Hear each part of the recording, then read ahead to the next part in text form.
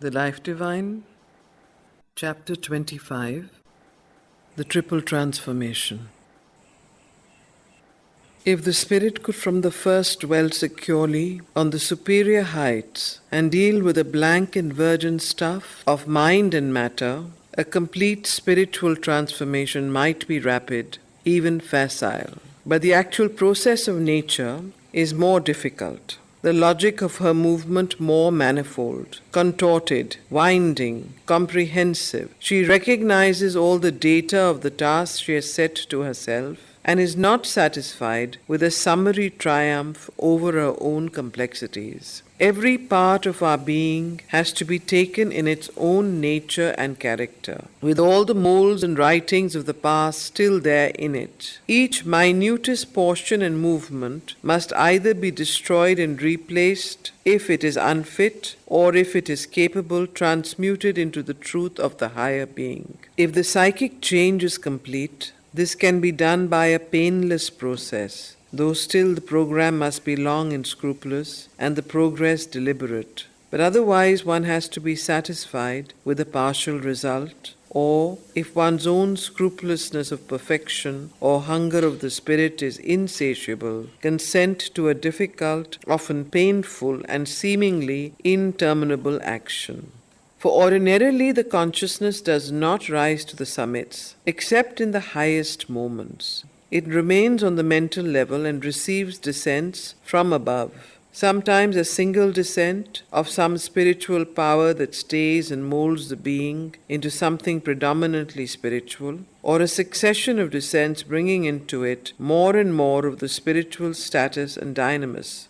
But unless one can live on the highest height reached, there cannot be the complete or more integral change. If the psychic mutation has not taken place, if there has been a premature pulling down of the higher forces, their contact may be too strong for the flawed and impure material of nature, and its immediate fate may be that of the unbaked jar of the Veda, which could not hold the divine Soma wine. Or the descending influence may withdraw or be spilt because the nature cannot contain or keep it. Again, if it is power that descends, the egoistic mind or vital may try to seize on it for its own use, and a magnified ego or a hunting after powers and self-aggrandizing masteries may be the untoward result. The Ananda descending cannot be held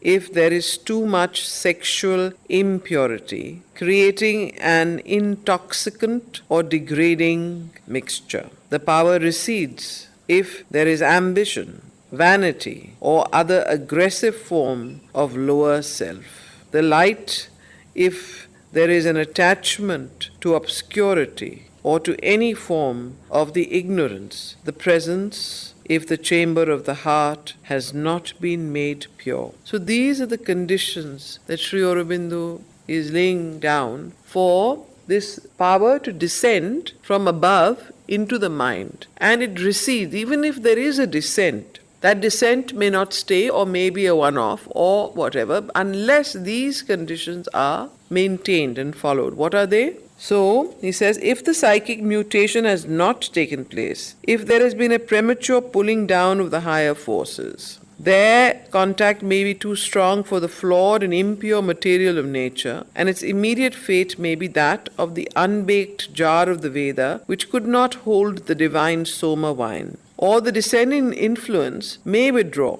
or be spilt because the nature cannot contain or keep it. Okay?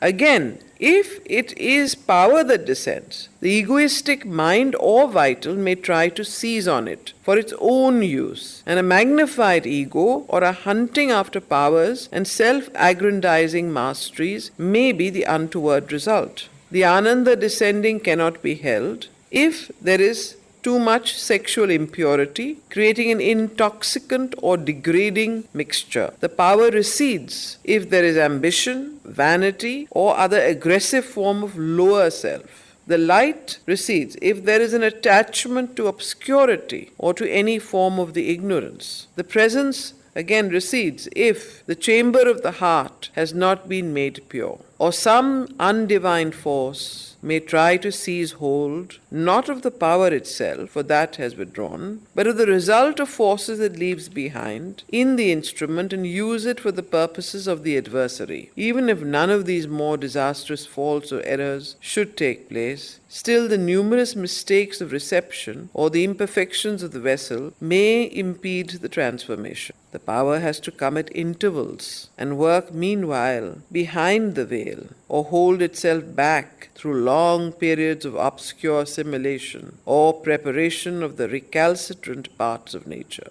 The light has to work in darkness or semi-darkness on the regions in us that are still in the night. At any moment, the work may be stayed personally for this life, because the nature is able to receive or assimilate no more, for it has reached the present limits of its capacity, or because the mind may be ready, but the vital, when faced with the choice between the old life and the new, refuses. Or if the vital accepts, the body may prove to be too weak, unfit or flawed for the necessary change of its consciousness and its dynamic transformation. So these may happen. This is a very this is really what is going on, and often happens, you'll see in Pondicherry with many sadhaks. This is a very, very practical explanation is given. So if the mind is ready, the vital refuses to change. It refuses to give up the old life and embrace the new life. Unless it does that, there is no transformation. And then again, the body itself,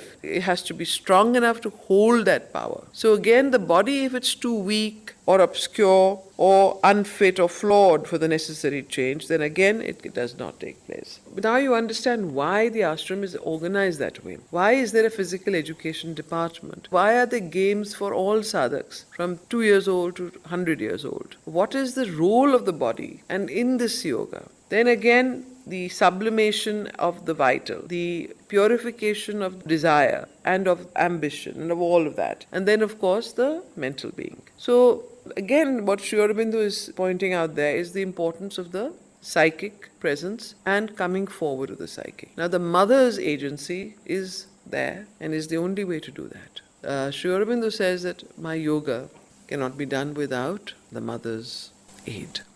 Now, have you seen this film we made, multimedia here? The Mother, Force and Action? This year.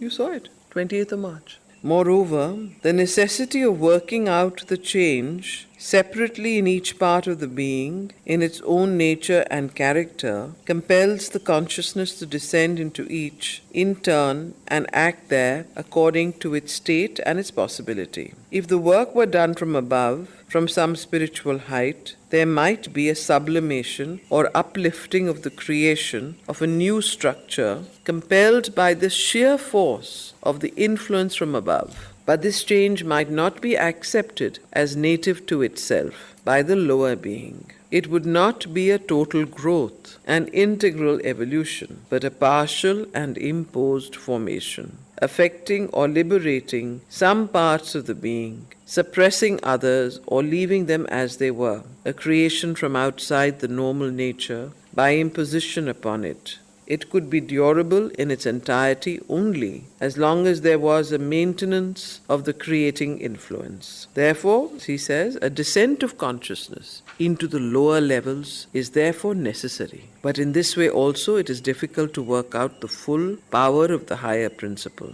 There is a modification, dilution, diminution, which keeps up an imperfection and limitation in the results. The light of a greater knowledge comes down, but gets blurred and modified, its significance misinterpreted, or its truth mixed with mental and vital error, or the force, the power to fulfill itself is not commensurate with its light. A light and power of the overmind, working in its own full right and in its own sphere, is one thing. The same light working in the obscurity of the physical consciousness and under its conditions is something quite different, and owing to dilution and mixture, far inferior in its knowledge and force and results. A mutilated power, a partial effect, or hampered movement is the consequence. So is that clear? Any questions? Comments? First is going in. No, first is inwardization, and then second is that coming forth, then going up and then going down. And these three could happen simultaneously. Third is the descent, second is the ascent, and the first is the psychic, the inwardization, to go deep inwards to find the psychic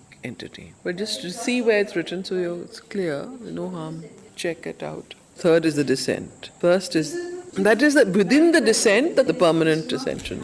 Yes, happening. Yeah, it's a simultaneous process of all three. But what Sri Aurobindo is constantly trying to say is that please go first with the psychic if you want to have a safe journey. So that the psychic helps. Okay? So, where were we? What paragraph, Stanley? This is indeed the reason of the slow and difficult emergence of the consciousness. So this is the reason for the slow and difficult emergence. This indeed, what indeed is a reason? The immixture, the overmind is not working in its own full right, but it's working in the obscurity of the physical consciousness, and under its conditions is sometimes quite different owing to dilution and mixture, far inferior in its knowledge and force and results. A mutilated power, partial effect, or hampered movement is the consequence. This is indeed the reason of the slow and difficult emergence of the consciousness force in nature. For mind and life have to descend into matter and suit themselves to its conditions, changed and diminished by the obscurity and reluctant inertia of the substance and force in which they work. They are not able to make a complete transformation of their material into a fit instrument and a changed substance, revelatory of their real and native power. So the reason for the slow and difficult emergence of the consciousness force, Chit Shakti, in nature is because mind and life have had to, in the evolutionary nature, in evolution, have descended into matter. And because of that descent into matter, they've descended also and become diminished by the obscurity and reluctant inertia of the substance and force in which they have had to work. They are not able to make a complete transformation of their material into a fit instrument and a changed substance, revelatory of their real and native power. So therefore, mind and life itself have lost their native power.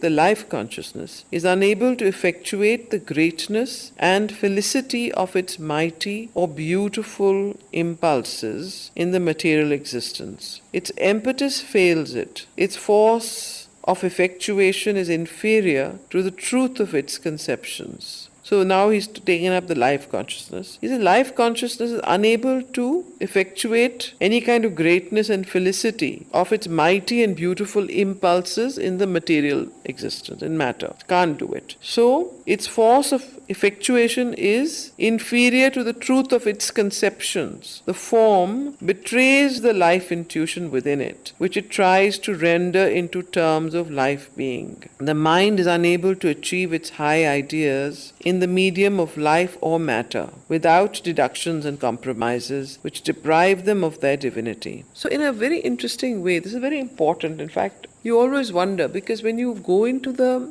pure mind or pure life planes, as is described in Savitri, and also in Life Divine, far more beautifully in Savitri, vividly, where Savitri is traveling into the inner countries. The actual life plane itself there is harmony, there is beauty, there are two, the higher vital planes are very, very, they're not like what happens to us in our life, in matter. So the true life and the true mind are far higher in their evolutionary, vibratory manifestation, or in their prototype, than mind and life as manifested in earthly nature, in our body, in our consciousness. Because the true mind and life have not gone through the degradation of entering into nature and the material in matter. They are in a subtle world. So the subtle life and the subtle, you will see in Savitri, there are many, many cantos of that.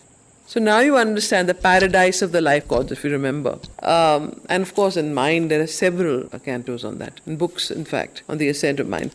So even overmind in its own plane, if it was to work, would work far more efficiently and far more effectively than in matter. Therefore, the importance of the supramental or the supermind descending, because that is the power which Sri Aurobindo and the Mother says has the ability, because it's not in the mind or the life plane, it comes from a higher plane. It's the lid between the two. That is the plane that this has gone a bit low, no? So that is the plane that consciousness can change matter, can transform matter. And it is matter that needs transformation, mostly. And then mind and life, of course, into their higher counterparts. Now, that's interesting to understand that concept. Is it clear? Because we tend otherwise to judge mind and life by our own experience of mind and life, and we tend to say, oh, that's, not is impure, is unregenerate, is blah blah blah, dark, obscure, whatever. But or has limitations. Mind, especially life, of course, with all of the the depravities or the obscurities of the life, the vital, the lower vital, and so on. But here Sri Aurobindo is pointing out that is so only because they've entered into matter, right? So we continue. The mind is unable to achieve its high ideas in the medium of life or matter because without deductions and compromises which deprive them of their divinity, its clarities of knowledge and will are not matched by its force to mold this inferior substance to obey and express it. On the contrary, its own powers get affected. Whose own powers? Mind's own powers get affected. Its will is divided, its knowledge confused and clouded by the turbidities of life and the incomprehensiveness of matter. So its knowledge is confused and clouded by the turbidities of life and the incomprehensiveness of matter. Neither life nor mind succeeds in converting or perfecting the material existence. Very important. Neither life nor mind succeeds in converting or perfecting the material existence, because they cannot attain to their own full force in these conditions. They need to call in a higher power to liberate and fulfill them. But the higher spiritual mental powers also undergo the same disability when they descend into life. But these higher powers, these higher spiritual mental powers, spiritual dash mental, so it's spiritual mental, that is up to the overmind, intuitive mind, illumined mind, higher mind, overmind, yes, included. But the higher spiritual mental powers also undergo the same disability when they descend into life and matter. They can do much more, achieve much luminous change, but the modification, the limitation, the disparity between the consciousness that comes in and the force of effectuation that it can mentalize and materialize are constantly there, and the result is a diminished creation. Okay? The change made is often extraordinary. There is even something which looks like a total conversion and reversal of the state of consciousness and an uplifting of its movements, but it is not dynamically absolute. Only the supermind can thus descend. Only the supermind can thus descend without losing its full power of action. So only the supermind can thus descend without losing its full power of action. For its action is always intrinsic and automatic. Its will and knowledge identical, and the result commensurate. Its nature is a self-achieving truth consciousness, and if it limits itself or its working, it is by choice and intention, not by compulsion. In the limits it chooses its action, and the results of its action are harmonious and inevitable. Again, overmind is, like mind, a dividing principle. Okay? Again, overmind is, like mind, a dividing principle, and its characteristic operation is to work out in an independent formation a selected harmony. So it is a dividing principle like mind, and how does it do that? And therefore its characteristic operation is to work out in an independent formation a selected harmony. So it tends to divide and then create harmony in that division. Okay? Its characteristic operation is to work out in an independent formation a selected harmony. Its global action enables it indeed to create a harmony whole and perfect in itself, or to unite or fuse its harmonies together, to synthesize, but laboring under the restrictions of mind, life, and matter, it is obliged to do it by sections and their joinings. So divisions, parts joining together, not the whole. Sections and their joining, because of the limiting influence of mind, life, and matter.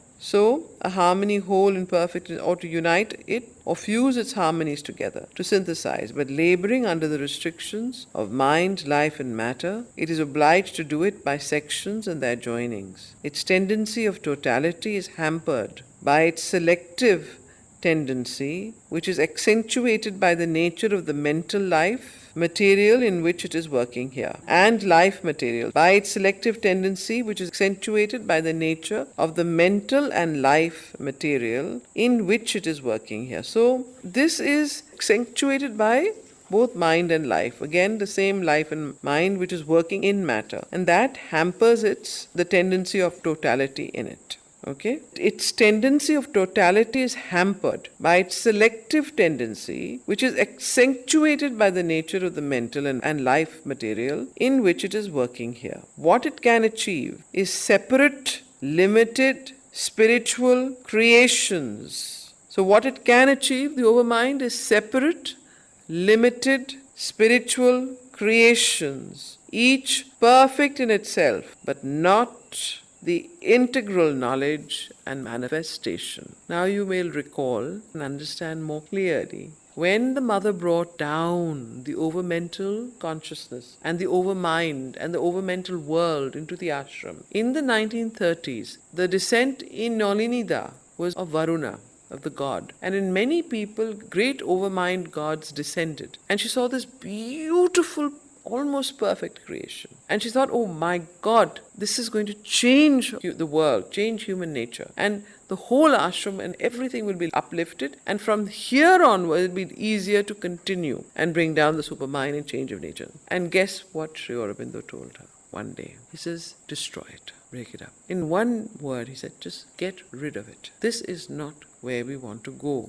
We can build a paradise on earth here. The whole of the ashram can be a separate, perfect creation, harmonious and beautiful, with all the powers of the great gods manifested in human nature. But it will not change human consciousness, the collective human consciousness of the world. It will not change the earth consciousness. It will not transform the collective consciousness of the earth. Why? He's just mentioned. Because the overmental consciousness works in sections. It can create something perfect, but it cannot transform and dynamize the whole. So it can work in a particular place where it can be brought down, but it will not transform human nature. And then after that, in the 1930s, when Niruddha joined, Niruddha came after the overmental descent of the 24th of November. And when the Sri Aurobindo had already told the mother that get rid of this. I think it was late 1920s that he told. I don't know the exact date. We can find that out. It's given in all the books. So then he said, get rid of this creation. The mother, one go, she writes about it. She says, I went into this world, of course at night in her subtle body, and she says, I got rid of it. I destroyed it. And the whole thing, anyone who had got that descent, it stayed with them. But the rest of them did not have it. And then, anyway, those are more subtle things. We won't talk about them. But come back to the point, which is that, Nirodha came after that. And in the 1930s, what took place after the overmental world was destroyed by the mother herself, who had brought it down, and the overmental gods receded back, and that creation was taken away, that there was an incredible descent, huge descent into what went after that, what Sri Aurobindo wanted to do, go into the subconscious.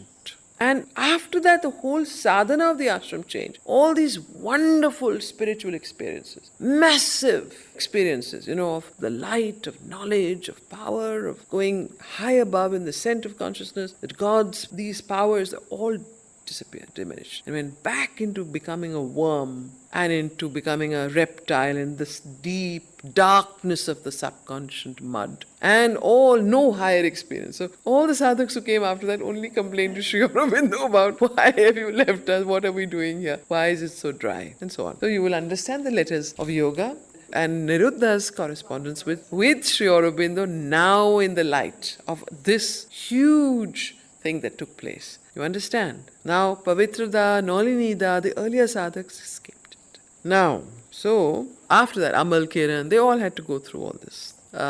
This is first time I'm reading this chapter with you all also. I've not read it beforehand coming here or whatever. So I first time realized, this explanation given here for why that happened. I had read all that, but I had not understood why Sri Aurobindo, why did he say, no, get rid of this whole creation? Why did he do that? Couldn't they have from there built up or gone down, continued with those powers? But there was a reason. He said, this, you stay. It's a prototype. No, nobody wants to go down. Beautiful. Yeah. So that had to be completely destroyed. And then back into the mud. Now, so it's very interesting. Again, yes, of course. But the agenda has conversation. This has a certain mental structure and a particular, I find, a logical progression that, helps to understand the agenda more deeply. I don't know if you know what I mean. We have to go back and forth, yeah. Because otherwise you can get lost in the agenda and go into a self. I mean, the agenda can also be very, very dangerous and elusive for those who are not ready. Again, overmind is like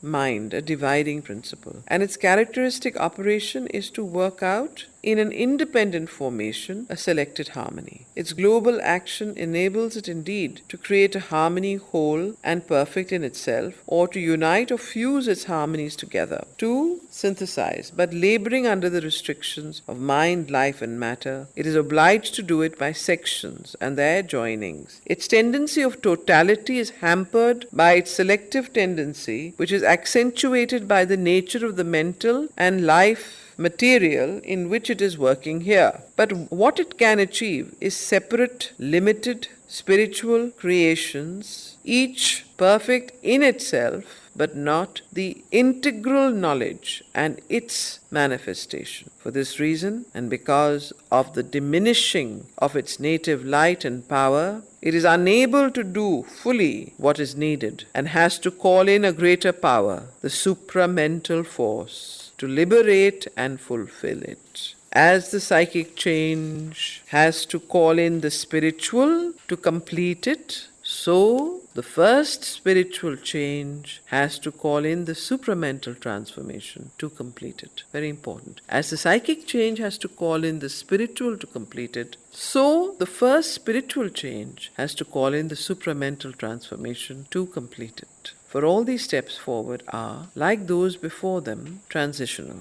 The whole radical change in the evolution from a basis of ignorance to a basis of knowledge can only come by the intervention of the supramental power and its direct action in earth existence. This then must be the nature of the third and final transformation, which finishes the passage of the soul through the ignorance and bases its consciousness, its life, its power and form of manifestation on a complete and completely effective self-knowledge. The truth consciousness, finding evolutionary nature ready, has to descend into her.